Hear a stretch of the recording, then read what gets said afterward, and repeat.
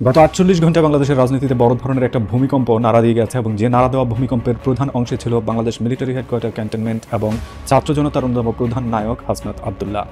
সেখান থেকে শুরু করে বাংলাদেশের রাজনৈতিক দলগুলো পর্যন্ত এক পায়ে এসে দাঁড়িয়েছে আওয়ামী লীগ ব্যানের বিরুদ্ধে দ্বিতীয় কোনো অপশন থাকতে পারবে না। এবং কেন এতটা বড় পরিবর্তন হয়েছে, যেখানে রাজনৈতিক দলগুলো প্রথম দিকে বলেছিল কোনো ধরনের রাজনৈতিক দলকে নিষিদ্ধ করার পক্ষে তারা অবস্থান নেবে না। এত বড় পরিবর্তন, এত বড় টেকটনিক শিপমেন্ট অ্যাকচুয়ালি কীভাবে হয়েছে, এর পেছনের কারণ কি এবং সত্যিকার অর্থে আওয়ামী লীগকে ব্যান করা সম্ভব কিনা, এবং ইন্টারন্যাশনাল মিডিয়া হাউস থেকে শুরু করে ইন্টারন্যাশনাল অর্গানাইজেশনগুলো কেন আওয়ামী লীগকে অন্ধভাবে সমর্থন করে যাচ্ছে এবং কেন সবাই বলছে ইনক্লুসিভ নির্বাচন তাদের চাই, একইভাবে ভারতীয় মিডিয়া থেকে ভারতীয় সেনাপ্রধানও কেন ইনক্লুসিভ নির্বাচনের নামে আওয়ামী লীগকে ক্ষমতায় দেখতে চায়, এর পেছনের কারণ কি, এমন যতগুলো খুঁটিনাটি বিষয় রয়েছে তার সব কিছু উঠে আসবে আমাদের আজকের ভিডিওতে, এবং পুরো ভিডিওটি দেখতে শেষ পর্যন্ত অপেক্ষা করুন।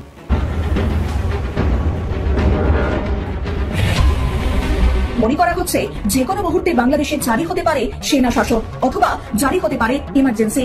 একটি সূত্রের দাবি, রবিবার মধ্যরাতে অত্যন্ত জরুরি ভিত্তিতে বাংলাদেশের সেনাপ্রধান জেনারেল ওয়াকারুজ্জামান একটি বৈঠক ডাকেন। প্রায় 2 ঘন্টা চলে সেই বৈঠক।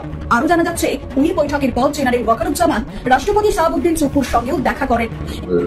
জেনারেল ওয়াকার ডাকছিল, ঠিক আছে, উনি আমার রুমমেট ছিলেন, ঠিক আছে, আমরা একসাথে, আমার সিনিয়র উনি 13 লঙ্কার ছিলেন, 26-এ ডাকছিল। 1 ঘন্টা ওনার বাসায় আমার সাথে ওনার কথা হয়েছে, 1 ঘন্টা ওনার বাসায়। এই যে পরিস্থিতিটা এরকম কেন, এরকম মানে আমরা সেনাবাহিনী ডক্টর ইউনূস এগুলিকে মুখোমুখি করাচ্ছি কেন, যেখানে সামনে একটা নির্বাচন?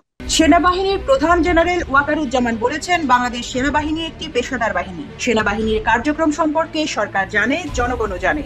নানা গুজব ছড়ানো হচ্ছে, কিন্তু দেশে কোনো জরুরি অবস্থা জারি করা হয়নি।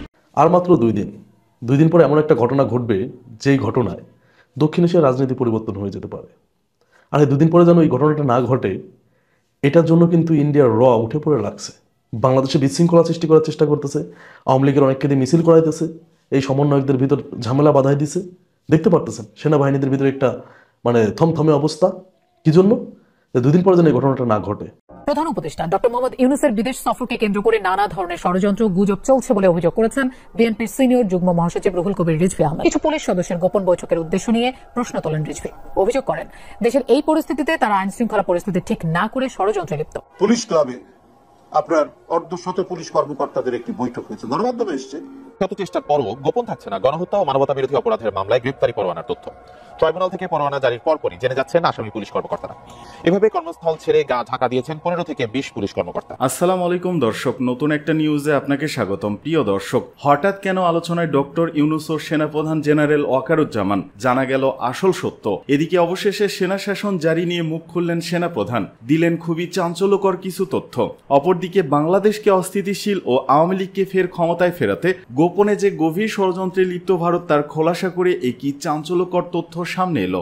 বাংলাদেশ সেনাবাহিনীর মধ্যে বিভেদ তৈরি করে ডক্টর ইউনূস ও সেনাপ্রধানকে বিতর্কিত করে এবং ইনক্লুসিভ নির্বাচনের মাধ্যমে ভারতের এজেন্ডা বাস্তবায়নের গভীর ষড়যন্ত্র সামনে আসার ঘটনা ও প্রেক্ষাপট নিয়ে করা আমাদের আজকের ভিডিওটি অত্যন্ত গুরুত্বপূর্ণ। ভিডিওটি শুরু থেকে শেষ পর্যন্ত ধৈর্য সহকারে দেখে একটি লাইক দিয়ে সবাইকে শেয়ার করে দিন। আমাদের চ্যানেলে নতুন হলে চ্যানেলটি সাবস্ক্রাইব করে পাশে থাকা বেল আইকনে ক্লিক করে রাখুন। সেনাবাহিনীর প্রধান জেনারেল ওয়াকারুজ্জামান বলেছেন, বাংলাদেশ সেনাবাহিনী একটি পেশাদার বাহিনী। সেনাবাহিনীর কার্যক্রম সম্পর্কে সরকার জানে, জনগণও জানে। নানা গুজব ছড়ানো হচ্ছে, কিন্তু দেশে কোনো জরুরি অবস্থা জারি করা হয়নি। সোমবার ঢাকা সেনানিবাসের সেনা প্রাঙ্গণে সেনা কর্মকর্তাদের সঙ্গে এক বৈঠকে তিনি এসব কথা বলেন। বৈঠকে উপস্থিত একাধিক সূত্র এই তথ্য জানিয়েছে।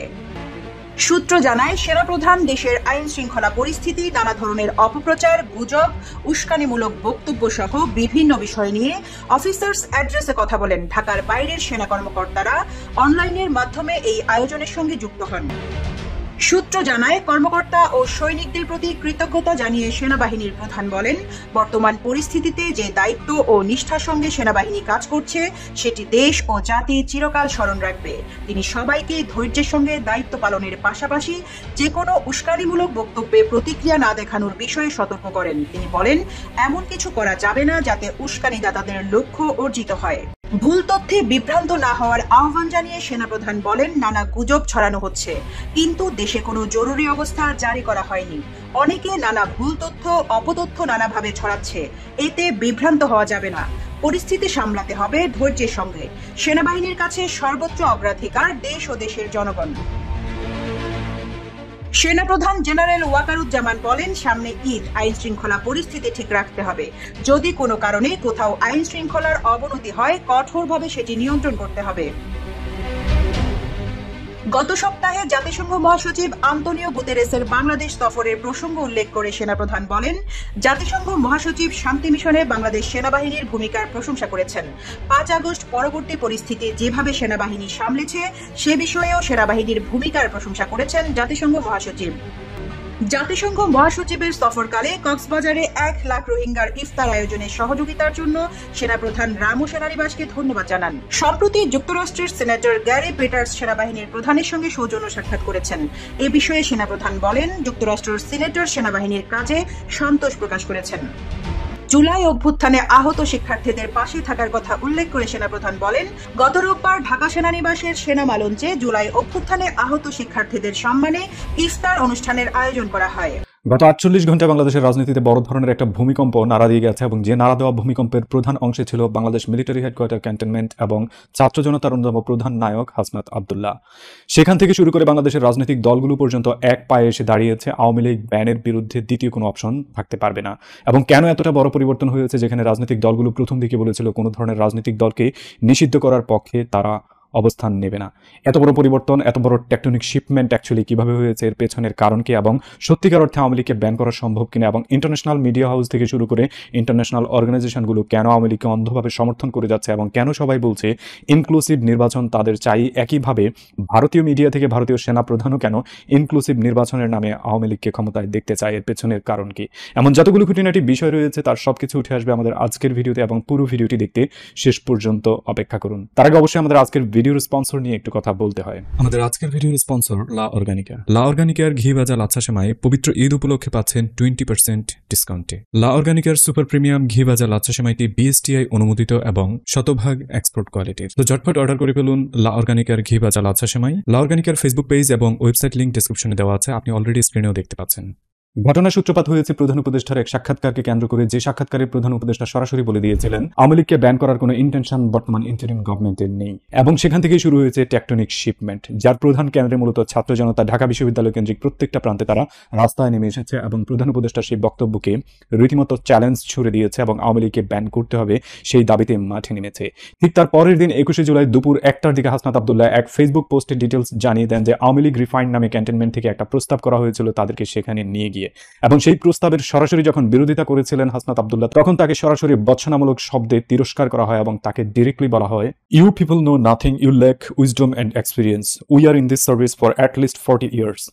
তোমার বয়সের থেকেও বেশি। তাছাড়া আওয়ামী লীগ ছাড়া ইনক্লুসিভ ইলেকশন হবে না। মিলিটারি হেডকোয়ার্টারে এই ধরনের শব্দচয়ন হাসনাত আব্দুল্লাহকে নাড়িয়ে দিয়েছিল এবং তিনিও সরাসরি চ্যালেঞ্জ দিয়ে এসেছেন আওয়ামী লীগ ব্যানের বাইরে দ্বিতীয় কোনো শব্দ উচ্চারণ করা যাবে না এবং আওয়ামী লীগ ব্যান করতেই হবে। আলটিমেট এই চ্যালেঞ্জের শেষ পর্যন্ত মিটিং কোনো ধরনের পথ খুঁজে পায়নি, কিন্তু মিটিং শেষ হয়েছে কোনো ধরনের সমাধান ছাড়াই। দেশের মিলিটারি হেডকোয়ার্টারে রিফাইন্ড আওয়ামী লীগ নামে যে প্রকল্প হাতে নিয়েছে সেই প্রকল্পের মূল কেন্দ্রবিন্দুতে রাখা হয়েছে মূলত বিডিআর হত্যাকাণ্ডের অন্যতম প্রধান আসামি তাপসকে, সংসদের প্রাক্তন স্পিকার শিরিন শারমিন চৌধুরীকে এবং সাবেক বন পরিবেশ মন্ত্রী সাবের হোসেন চৌধুরীকে। হাসনাত আব্দুল্লাহ সেই পোস্ট ফেসবুকে ছড়িয়ে পড়তে রীতিমতো এটা ভাইরাল হয়ে যায় এবং হাসনাত আব্দুল্লাহকে হিরো খেতাব দিয়ে শতভাগ প্রচার চালায় দেশের আম জনতা থেকে ছাত্র জনতা সবাই। এবং এর পেছন থেকে শুরু করে এতটা জনপ্রিয়তার দিক লক্ষ্য করে দেশের রাজনৈতিক দলগুলো রীতিমতো তাদের স্টেটমেন্ট পরিবর্তন করতে থাকে। গত নভেম্বরে যে মির্জা ফখরুল ইসলাম সরাসরি বলেছিলেন বিএনপির কোনো রাজনৈতিক দলকে ব্যান করার পক্ষে নেই এবং তারা এটা সমর্থন করবে না, ঠিক তারাই এখন বলছে দেশে আওয়ামী লীগের রাজনীতি করার কোনো অধিকার নেই। একই অবস্থা জামায়াতে ইসলামেরও, তারাও আওয়ামী লীগ ব্যানের পক্ষে মত দিয়েছে।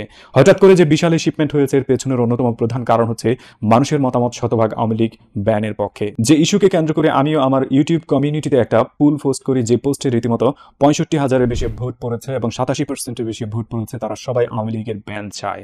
কিন্তু দেশের এই বিশাল জনসংখ্যা যখন আওয়ামী লীগের ব্যান চায় তখন মিলিটারি হেডকোয়ার্টার থেকে শুরু করে ফরেন পাওয়ারগুলো কেন আওয়ামী লীগকে চায়, এর পেছনের অন্যতম প্রধান কারণগুলো যদি খুঁজতে যান খুব ইন্টারেস্টিং অনেক কিছুই আপনি খুঁজে পাবেন। আওয়ামী লীগ যখন ক্ষমতায় থাকে তারা সবাই তখন সুবিধাভোগী হয়। সেই সুবিধাভোগীদের তালিকায় টিআইবি থেকে শুরু করে ইন্ডিয়ান মিলিটারি, ইন্ডিয়ান গভর্নমেন্ট থেকে শুরু করে হিউম্যান রাইটস অর্গানাইজেশন, এমনকি ফরেন পাওয়ারের যতগুলো বিগ বডি রয়েছে তারা সবাই। এই সুবিধাভোগীরা সেই সব টাকাগুলো কিভাবে পায় তার একটা ছোট্ট এক্সাম্পল আপনাকে আমি দিচ্ছি। গত 16 বছরে সব মিলিয়ে $240 বিলিয়ন বেশি পাচার করেছে আওয়ামী লীগ, এবং যে টাকার সবচেয়ে বড় অংশটা গিয়েছে মূলত ইন্ডিয়াতে। এখন পর্যন্ত হিসেব বলছে সব মিলিয়ে প্রায় $50 বিলিয়ন শুধুমাত্র ইন্ডিয়াতে গিয়েছে। দ্বিতীয় অবস্থান থেকে পরের পার্টি যে দেশগুলো রয়েছে তাদের নাম আরো সহজ, ইউকে, ইউএসএ, কানাডা, ইউএই এবং ইউরোপের অন্যান্য ছোট ছোট দেশগুলোতে গিয়েছে মূলত সবচেয়ে বেশি অঙ্কের টাকা। এর মধ্যে অস্ট্রেলিয়া, জার্মানির মতো দেশও রয়েছে যেখানে আমাদের পাচার হওয়া সেই টাকাগুলো সেখানে গিয়েছে।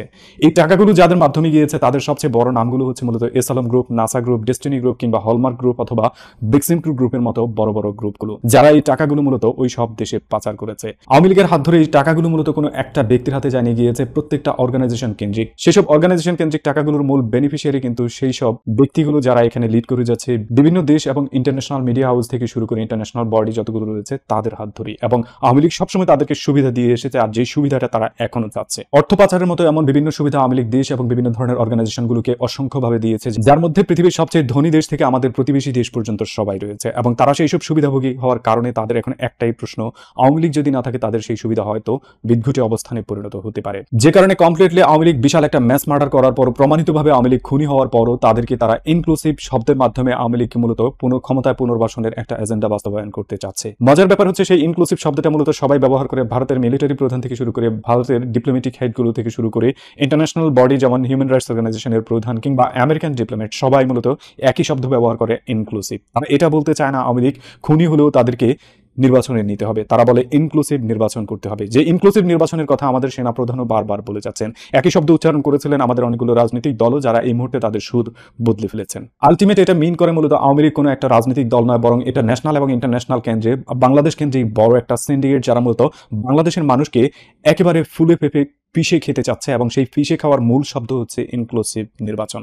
যে ইনক্লুসিভ নির্বাচন দিলে মূলত আওয়ামী লীগ সেখানে অংশগ্রহণ করার সুযোগ পাবে, আর আওয়ামী লীগে অংশগ্রহণ করার সুযোগ দিলে মূলত তাদেরকে কিভাবে নির্বাচনে জেতাতে হবে সেটা ফরেন বডিগুলো মূলত ডিসাইড করবে। ঠিক হয়তো একইভাবে আরেকটা রাতের ভোট আমরা দেখতে পাবো, একইভাবে হয়তো আমরা দেখতে পাবো ভোটের মাঠে জোর জবরদস্তি করে কোনো না কোনোভাবে ব্যালটে ভোট দেওয়া হচ্ছে। একইভাবে আমরা হয়তো দেখতে পাবো বিভিন্ন এলাকা নির্বাচন না হওয়ার পরও সেখানে ভোট মূলত গণনা করে বলা হয়েছে যে নির্বাচনে অমুক প্রার্থী জিতেছে বা তমুক প্রার্থী জিতেছে। যে ইনক্লুসিভ শব্দের ব্যবহার কিন্তু আপনি কখনোই দেখেননি 2014 সালের রাতের ভোটে নির্বাচন, যে ইনক্লুসিভ শব্দ আপনি দেখেননি 2018 সালের নির্বাচন, যে ইনক্লুসিভ শব্দ আপনি দেখেননি 2024 সালের নির্বাচন।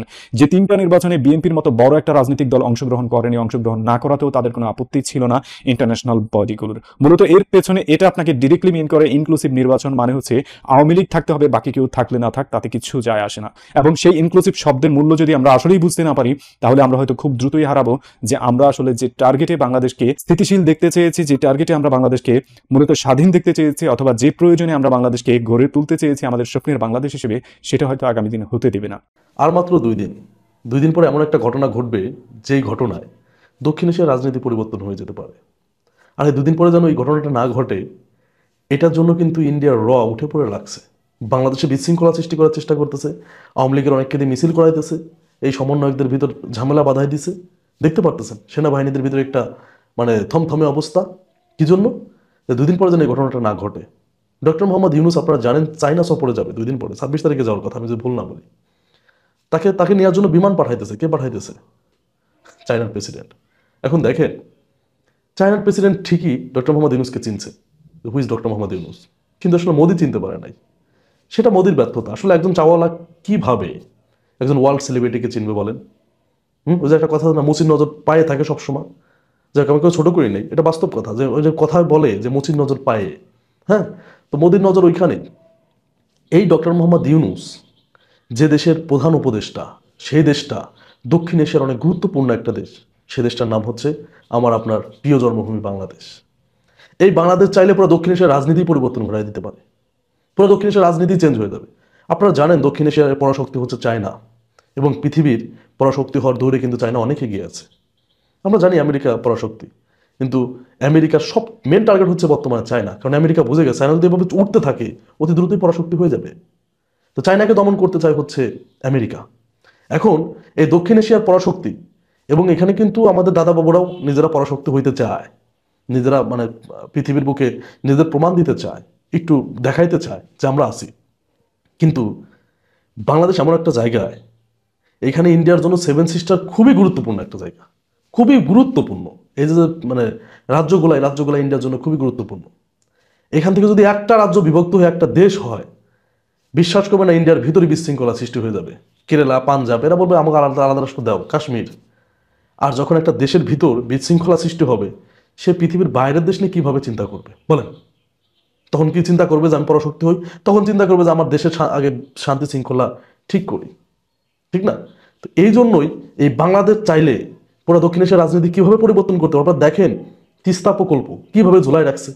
এখন এই যে চায়না হচ্ছে ইন্ডিয়ার শত্রু, চায়নাতে ডক্টর মোহাম্মদ ইউনূস যাচ্ছে, চায়নার সাথে যে গিয়ে যদি অনেকগুলা চুক্তি করে আসে, চায়না তো রেডি হয়ে বসে আছে দেওয়ার জন্য।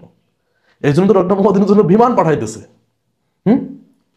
এই চুক্তিগুলা যদি হয়ে যায় তখন ইন্ডিয়া কি করবে?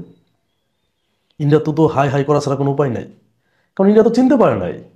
উচিত ছিল ডক্টর মোহাম্মদ ইউনূসের যে সম্মান, সে সম্মানটা ইন্ডিয়ার দেয়া, কিন্তু না, ডক্টর মোহাম্মদ ইউনূসকে নিয়ে বিভিন্ন ধরনের অপপ্রচার করছে, তাকে সুদখোর, হ্যান ত্যান, মানে যা পারছে তাও বলছে, না পারছে তাও বলছে ইন্ডিয়ার টিভি চ্যানেলগুলা।